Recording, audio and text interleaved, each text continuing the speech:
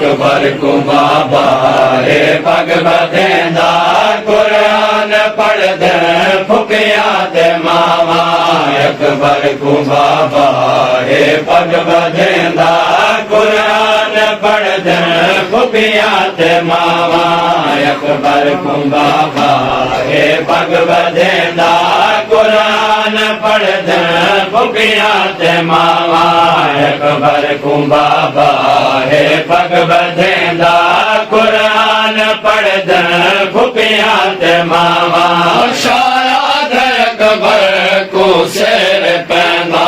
शायद अकबर को शेर पैदा सुमरा को कीवे करबल सदामा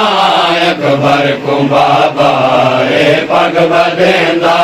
कुरान पढ़ दे फुकिया दे मावा अकबर को बाबा है पग बधेंदा कुरान पढ़ दे फुकिया दे मावा भैणी को रो रो मजलो में आके तातल हनक दे लड़कों वाला के भैणी को रो रो मजलो में आके तातल हनक दे लड़कों वाला के ईदी जवानी है वक्त मैदान ईदी जवानी है वक्त मैदान मेरे वक्त दा पैदल दा पिछावा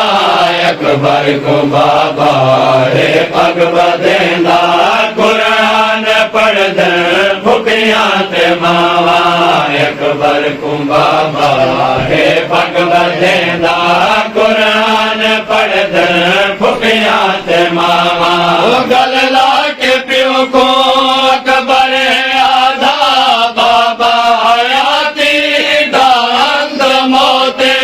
गल ला के प्यो को अकबर आधा बाबा हयाती दांद मोते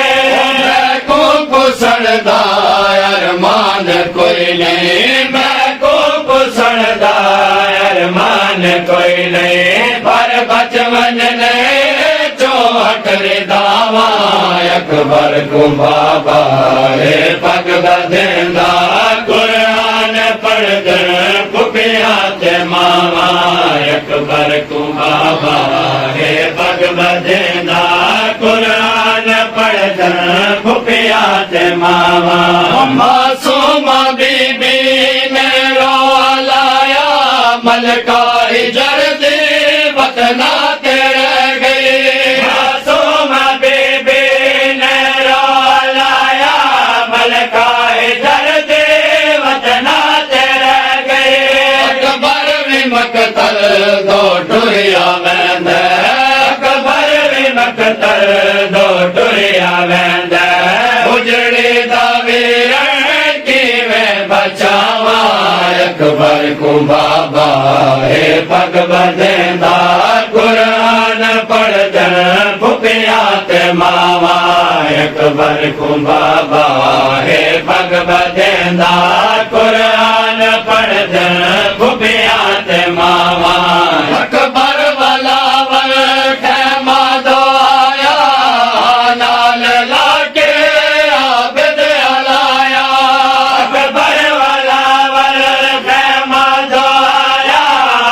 नाल लाके आबिद अलाया मैं शाम वञण मावा दे रल्ले मैं शाम वञण मावा दे रल्ले बाजार दे दुख ते को सुणावा अकबर को बाबा है पग बधेंदा कुरान पढ़ दे फुकिया दे मावा अकबर को बाबा है पग बधेंदा कुरान पढ़ दे फुकिया दे मावा एक बैको गला गश खा गए अकबर ते आबिद खयाम अंदर एक बैको गला गश खा गए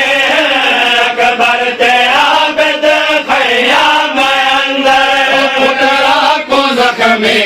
बाबे ने सरमद पुतरा को जख्मी बाबे ने सर हरमत जिमें आ जगाया किवें दसावा अकबर को बाबा है पग बंदेंदा कुरान पढ़दे फुकियां दे